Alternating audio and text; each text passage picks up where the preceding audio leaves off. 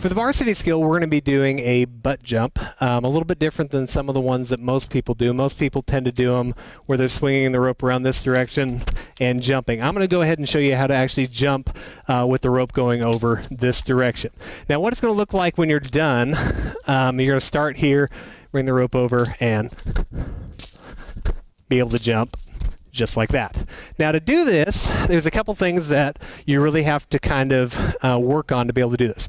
Anytime you're doing type of jumping where you're sitting like this, it's mostly your stomach muscles. So if you have a really weak stomach, you're not going to be able to do this very well. So you want to make sure that you work out your stomach, maybe doing some sit-ups, some crunches, different things like that. Strengthen your stomach because it's mostly right here.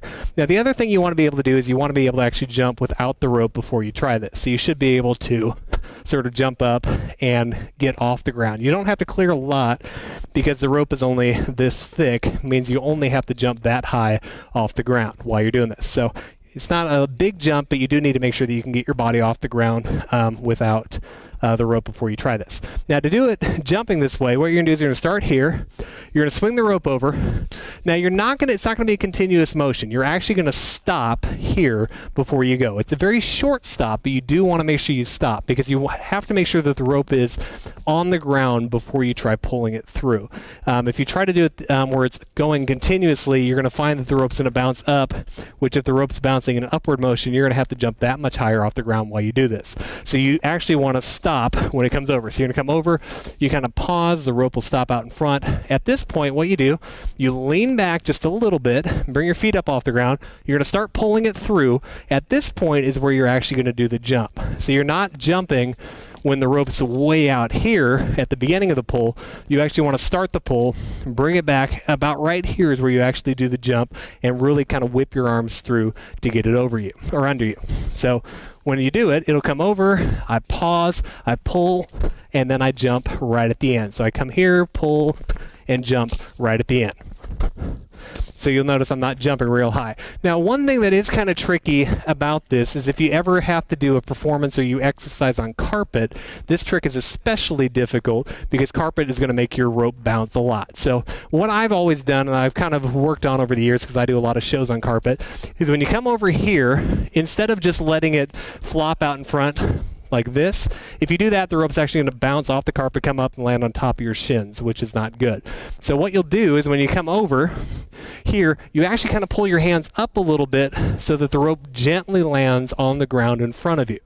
So when I come over, I'm going to come over, pull up just a little bit so it'll stop right in front, then I'll drop my hands down and pull through and do the trick just like I would normally. So once again, if you're on carpet, you want to come up, pull your hands up, stops, and then pull through. Up, stop, and then pull through. And you'll notice I kind of lean back, pull it through. And if you get it better, you can jump maybe when it's way out here, but when you first try it, especially kind of wait till it's back here. And you'll notice right at the end, I really kind of whip it when I do the jump. So one more time, we'll come up, it'll come over, I'll stop, and then pull through. And this also helps give anybody watching you kind of emotion where they're like, oh, he really is jumping on his behind. So that's why you kind of want to stop and pull through and just practice that one until you can do it about 10 times in a row. Your behind will be really tired and it'll hurt, but you know, that's how you do the butt jump. One other quick thing though is if you're doing this trick, don't lean back and land like this because you'll land right on your tailbone.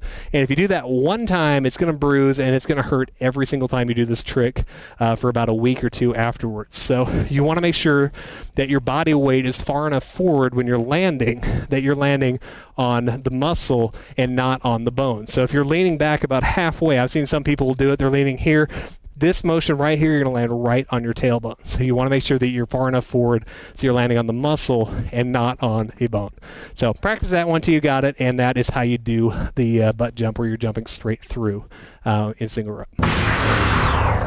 For more information, check out www.jumprm.com.